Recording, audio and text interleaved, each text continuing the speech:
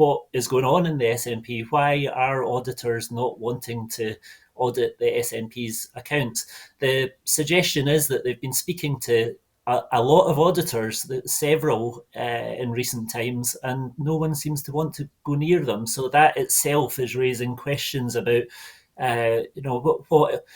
what is the state of the finances and what is putting off these companies.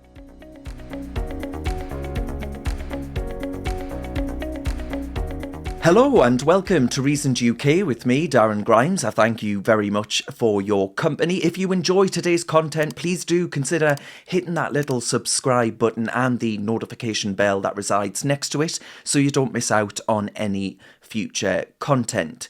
Now, folks, the SNP's Humza Yousaf placing his stamp on the Scottish Government under his leadership in what was perhaps his first major speech to the Scottish Parliament as First Minister, well, it didn't exactly go according to plan. You see, his most memorable statement on that day was a line on how he did not believe that the SNP is operating in a criminal way. I mean, talk about giving your political opponents ammunition for the next election.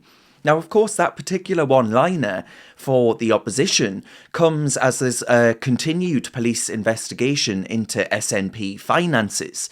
The party's now resigned treasurer, Colin Beattie MSP, was arrested and then released without charge.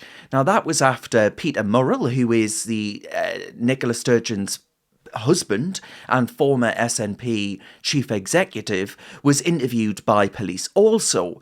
Now, these claims are around a £600,000 fund raised for an independence referendum campaign and how that expenditure was actually spent. Now, I imagine if I'd asked any of you, dear viewers, this time last year if the SNP was about to look as stable as Del Boy's three-wheeler after Tartan Titan Nicola Sturgeon's resignation, I'm pretty sure that you'd have asked me what I would put in my iron brew, which I've got here. But its future, the SNP's future, really does now look incredibly shaky indeed. Now, joining me to discuss all of the latest is Michael Blackley, the brilliant political editor of the Scottish Daily Mail. I can think of no one better to take us through all of the latest goings-on in Scotland. Michael, thank you very much for your time. Good to speak to you again. There's been quite a lot happening since we last You can spoke. say that again. I mean, Michael, I genuinely feel at a sort of loss as to where to start with this one. I guess my first question would be, if Nicola Sturgeon were herself, which is, being mooted as a possibility, if Nicola Sturgeon was herself to face questions from the police, do you think that would mean that she would have to resign as a member of the Scottish Parliament? And if not, would, Humza Yousaf perhaps be forced to suspend her? Yeah, so the big question on everybody's lips at the moment is Nicola Sturgeon about to be arrested or about to be questioned by police in any way? Obviously, we don't want to get into too much into the detail of the investigation, but it's pretty safe to say that there's three names on the latest accounts of the SNP. Two of the three names are people who have already been arrested and questioned under caution: the chief executive, Nicola Sturgeon's husband, Peter Murrell, and also the treasurer, Colin Beattie. So there is a fair assumption, even within the SNP, that perhaps the same is about to happen to Nicola Sturgeon and that she might face questions. It is certainly the case that Humza Yousaf has been being urged by his opponents to suspend anyone at the centre of this investigation. It is something that's not happened. I mean, in the case of Peter Murrell, there's been no suspension of his SNP membership. And in the case of Colin Beattie, well, he actually remained the treasurer until about 24 hours after he was arrested. He eventually resigned earlier this week from the role of treasurer as opposed to SNP member. So what does that mean for Nicola Sturgeon? I mean, she doesn't hold any party role anymore. So I suspect that if she was arrested, I don't think she would quit as an SNP member. I don't think she'd resign her SNP membership. And by the looks of things, Humza Yousaf wouldn't suspend her either. Yeah, I mean, it is quite extraordinary because your paper, or the Sunday Mail at least, released video footage which was leaked to them from March 2021. And there was a meeting of the SNP's National Executive Committee, and that showed Nicola Sturgeon insisting that the party's finances had never been stronger. I mean, there are serious questions around even that particular sentence itself, aren't there? Yes, well, what Humza Yousaf has said about that video is that the video was from March 2021. It was before the Scottish Parliament election campaign, and he insists that it's during an election campaign that you spend big amounts of money. So therefore, he's insisting that what she said would have been accurate at the time. But I think one thing that has been fascinating in this whole process is that Nicola Sturgeon's reputation is really on the line here, not even necessarily because of the police investigation itself, but Humza Yousaf has gone in. This is a man who, all the way through the leadership campaign, was sort of pitched as a continuity candidate, as the candidate. He talked about how much he loved Nicola Sturgeon during the contest. But since he's gone into office, it seems to me that he's gone in and been absolutely horrified about the mess that the SNP is in, and horrified about the mess that government policy is in.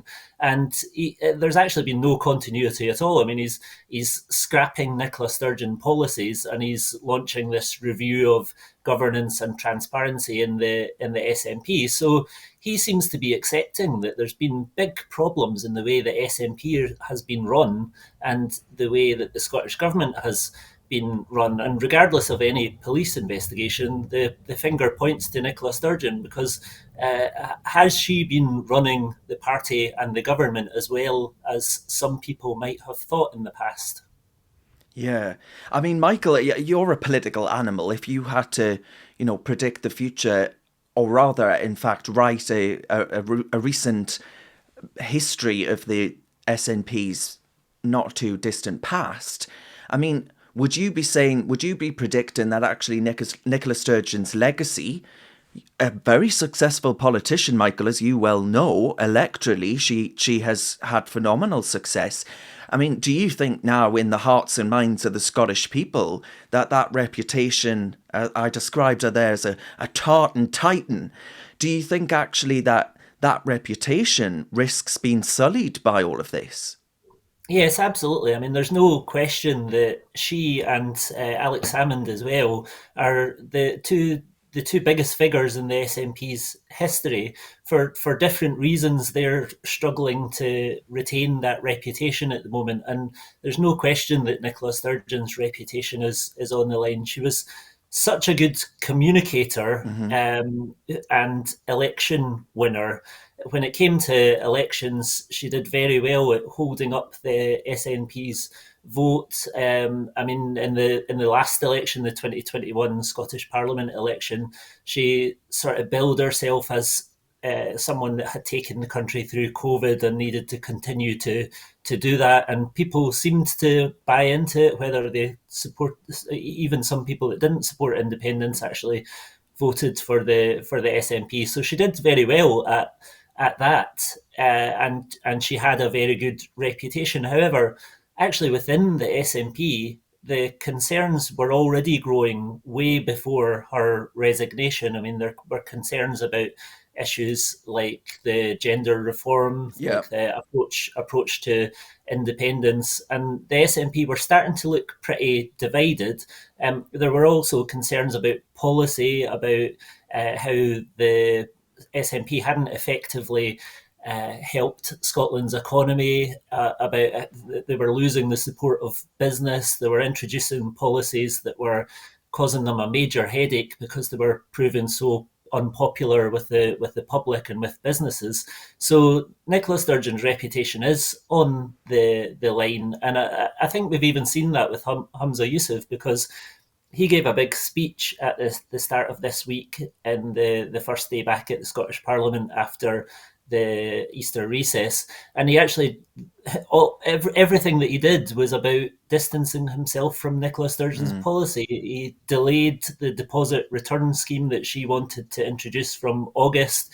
He scrapped a deeply unpopular plan to ban virtually all alcohol advertising in Scotland, and and the National Care Service as well. He moved away from that, delayed that a bit further.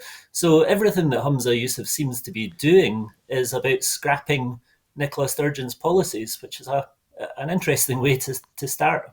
Indeed, it is. I mean, we'll get into a bit more of that in just a sec. But I mean, first of all, Michael, what is this hoo-ha about a camper van? A camper van being a battle bus, I guess, is the argument around it. I mean, you've got members of the press trying to seek out a camper van that the SNP own. I mean, to those who might not know anything about that, it just sounds so absurd and almost like, sort of something that you would see on Carry On Camping, not on the Scottish government and press attention around them. Yes, the development of this motorhome has been one of the more bizarre parts of this story, certainly. But what we know about that at the moment is certainly it's owned by the SNP. Humza Yousaf has confirmed that it was bought in 2021. The suggestion is that it was bought as because of the restrictions, the COVID restrictions that were still in place. It was bought as a possible accommodation during the 2021 election campaign. So I don't know whether that was for Nicola Sturgeon herself, perhaps. But for some reason that isn't entirely explained, it's been left outside the house of the 92-year-old mother of Peter Murrow ever since then, according to neighbours. It's never really moved since it was bought. So it's a really suspicious thing. I mean, why do the SNP have this motorhome, and why has it sat there untouched? Why have they not sold it? I mean, motorhomes do a roaring trade in the wake of COVID, so they could have possibly made a bit of money Mm. if they had sold it. So there's big questions about that. Why do they have that, and why is it not being used? And I mean, on the point about internal civil war, Hamza Yusuf sort of scrapping everything that he possibly can get his mitts on and not being the continuity Nicola Sturgeon. I mean, you sort of ask yourself, why would he want to be when you've got the Deputy First Minister, Shona Robertson, who's saying actually being open about the fact that there has been a pervasive culture within the SNP where you can't really ask questions, and partly actually blaming Nicola Sturgeon herself for that. I mean, that in and of itself is quite an extraordinary statement. And then if you couple that with figures like Joanna Cherry Casey, member of the Westminster Parliament for the SNP, actually condemning the menacing atmosphere, that her words, not mine, and how people who were asking questions were treated by the party. I mean, these attacks, frankly, on their own ranks, that's hardly conducive of voices that are supportive of the cause and actually present, surely, a real mess for Humza Yousaf.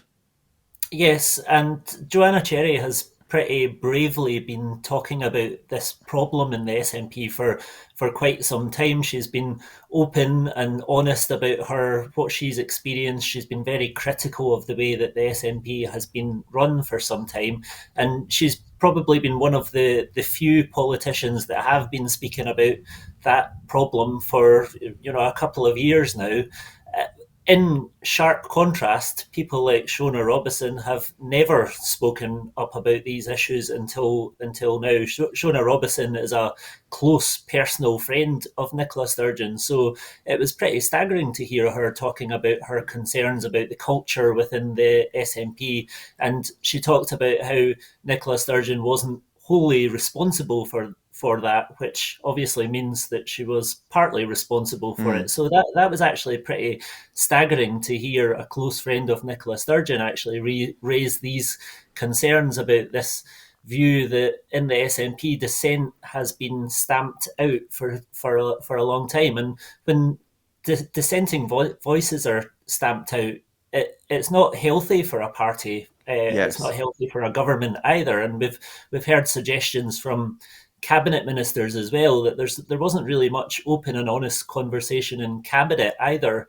under Nicola Sturgeon's time as first minister. So I don't think that's a healthy situation at all. But the fact that even people that are close friends of Nicola Sturgeon are now talking out about this just shows perhaps how bad it has been.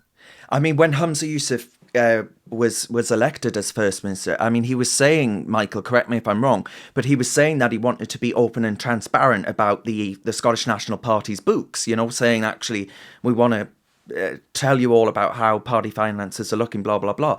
But actually, Michael, we know that that's going to be a struggle because the SNP are actually unable right now to, and I believe this is still the case, to find an auditor to help it with its annual accounts. And for viewers, that they are annual accounts that have to be filed with the Electoral Commission. Now, there's a July deadline on these accounts. Michael, what would happen if they don't find an auditor and publish and file those accounts? And just why, in your view, would auditors be unwilling to take on what probably would be quite a lucrative gig for an accountancy firm? Yeah, so if they don't submit the accounts by this July the 7th deadline, then there is a fine. I think the fine's in the region of £20,000, and the Electoral Commission can then appoint its own auditors to look into the finances of the SNP. So, I mean, the fine. Who knows? The financial position of the SNP is so bad that fine could be quite damaging. But also the having to get the election watchdog going in and looking at your accounts. I mean, that looks terrible if it gets to Mm. that situation. So that would certainly be a problem. There's actually a separate problem with this as well for the SNP, which is the SNP Westminster group needs to actually submit audited accounts, and it needs to get an auditor's certificate to confirm that all of the short money that it's received in the last calendar year has been spent on parliamentary duties. So the SNP Westminster group also doesn't have an auditor because they had the same auditor as the central party. So if they don't do that by the end of next month, they're going to instantly stop receiving the pretty crucial short money that they receive every month. It's just over £1 million a year that Wow. they get, and they use that to pay their staff at Westminster. That's the main use of that money. So there's potentially jobs at risk if the SNP don't actually get this sorted out, get an auditor in very quickly, and get the accounts audited. In terms of why there's a problem, I mean that's probably getting to the centre of what is going on in the SNP. Why are auditors not wanting to audit the SNP's accounts? The suggestion is that they've been speaking to a lot of auditors, several in recent times, and no one seems to want to go near them. So that itself is raising questions about, what is the state of the finances and what is putting off these companies. Hamza Yusuf yesterday was talking about, he was insisting we're not going bankrupt, which is itself, it's one of these situations that when you have him trying to give assurances of it, it just makes headlines really. Yeah. um, Hamza have been forced to insist the SNP aren't going bankrupt. So the finances must be pretty bad at the moment. The donations have dried up, the membership numbers have declined, so money that's coming in from that has declined as well. So it seems to be a pretty concerning situation for the SNP. Yeah, absolutely. And I mean, I guess many members of the electorate, Michael, would be asking, if you cannot manage your own party's finances, how can you be trusted to manage the country's finances? Because as you mentioned, you touched on a few of the fiascos that have taken place. I mean, there was that whole waste over the deposit return scheme that you mentioned. Now, there was the ferry fiasco, and now there's goodness only knows how much being actually spent on a legal challenge against the UK government over the Scottish government's or Scottish Parliament's self ID bill, which was in the press quite prominently, as you well know, when Adam Graham, who calls himself Isla Bryson now, a convicted double rapist, was placed in a female prison whilst using that legislation, that self ID legislation that Sturgeon, of course, championed. I mean, surely, Michael, this will be electorally off putting for voters at a time when many of them are struggling themselves and don't support many of the policies that the government, the Scottish government, is pouring money into seeking to defend. Yes, I mean, the SNP always like to pick a fight, a grievance campaign, a constitutional fight, a debate over process. And they've probably been fairly successful at selling that to some people in the past. However, on this particular issue, on the gender recognition reform bill, there's people in the SNP that just have their head in their hands at the moment. They can't believe that Humza Yousaf, one of the first things that he's done is to launch a legal challenge about the use of the Section 35 order by the UK government, because they think that it's really a lose-lose situation for the SNP. They either go to court and lose the case, and therefore, once again, as with the issue over independence at the Supreme Court previously, they've spent taxpayers' money on a court defeat, which is a bit of a humiliation for them, or they win the case, and according to these people in the SNP that are concerned about this bill, it's deeply unpopular. So you win a court challenge that allows you to introduce something that is opposed by the vast majority of people in Scotland. So it's a lose lose situation either way. And they think this is a major misstep already by Humza Yousaf to actually be launching this. Yeah. I mean, I guess finally then, Michael, that bringing that all together, who will be the ultimate beneficiary of all of this? Because in my view, it looks like Anasawa will greatly reap the dividends of an SNP collapse because, you know, I'm not asking you to be the late and great Mystic Meg, Michael, but is this going to end up in the collapse of the SNP in your view? Because as I said at the start there, looking back even a year ago, I doubt either of us would be predicting that both electorally and perhaps financially, the SNP would be on its knees maybe in the years to come. Yes, I mean the collapse of the SNP is a possibility. It's not a certainty though, and Yeah. I think even within the opposition parties, I think there is a bit of realism that it's not a given that that's going to happen. So they're not being complacent about that. You look at the polls that are out in recent days, and I mean, the SNP vote is going down. It's down at about 37%, and it is falling for the general election. So they are on course to lose quite a number of seats. But at the same time, it's not absolutely collapsed yet. Mm. So you can either look at it as maybe it will continue to fall by 5% a month, and that's a gradual collapse, which would lead to them losing huge numbers of seats. But perhaps you might expect it to be at the absolute lowest at the moment. You would expect it to completely fall off a cliff, and it hasn't done that yet. So there's within Scottish politics, of course, the constitutional issue is always there, and on either side, there's probably about 30% of the country that are pretty extreme in their views of either support for the union or support for independence, and for that 30% that support independence, they're always going to support the biggest pro-independence party. So if the SNP have a starting point of about 30% of the vote that they can rely on, it's not a bad starting point for any political party to be in going into a election. So the SNP, they face this massive crisis, and certainly they're on course to lose seats.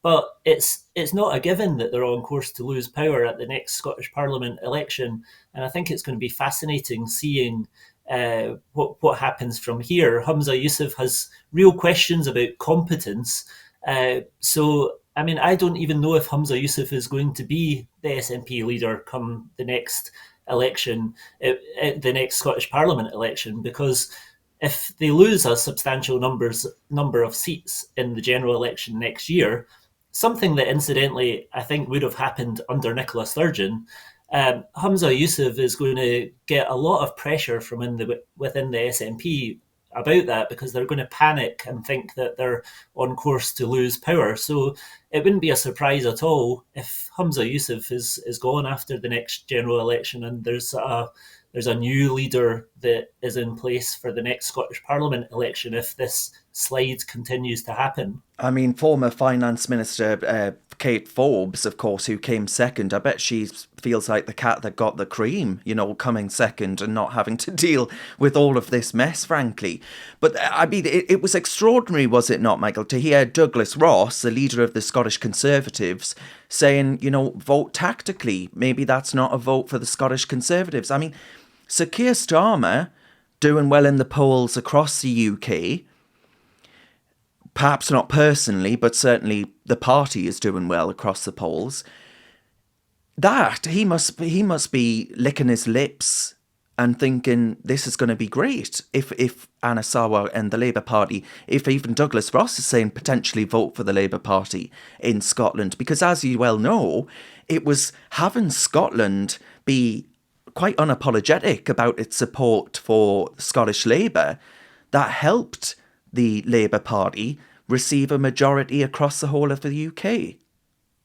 Yes, I think what Douglas Ross was trying to say, which he possibly didn't say as well as he might have, No? was that tactical voting is going to be a big issue, and it is a big issue in any election in Scotland. If there's going to be a big anti SNP vote in the general election, then tactical voting can help Labour and the Conservatives, because surprisingly, there's very few seats where there's any doubt about who the biggest challenger to the SNP is. The Tories have the seats that they have already. They have maybe about four others, predominantly in the south of Scotland and the northeast of Scotland, where they might actually benefit from tactical voting. So Mm. they can go out and speak to Labour voters and say, if you really want to get rid of the SNP, vote Conservative here.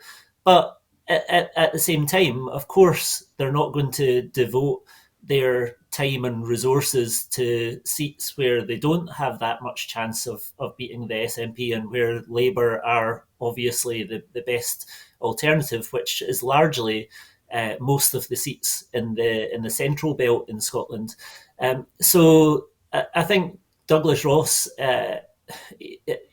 probably his prime motivation in politics is the union.